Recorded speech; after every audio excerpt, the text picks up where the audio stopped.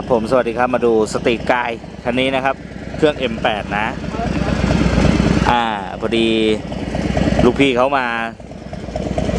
จัดการเพิ่มเสียงท่อซะหน่อยนะครับตัวนี้เป็นท่อแวนไฮแท้นะครับ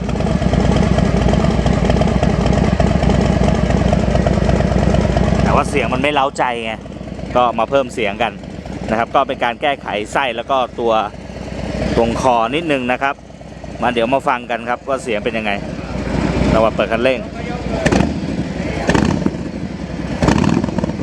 ตัวนี้ไม่ได้ทำแคมทำอะไรนะทำแค่ท่อ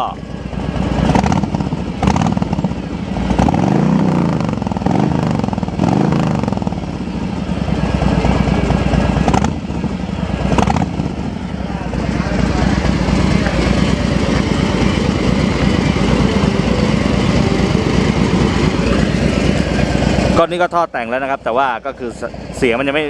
ดังนะฮะก็ลองดูเผื่อเป็นทางเลือกสำหรับใครที่สนใจนะครับไม่ได้ลงแคมไม่ต้องลงแคมนะฮะ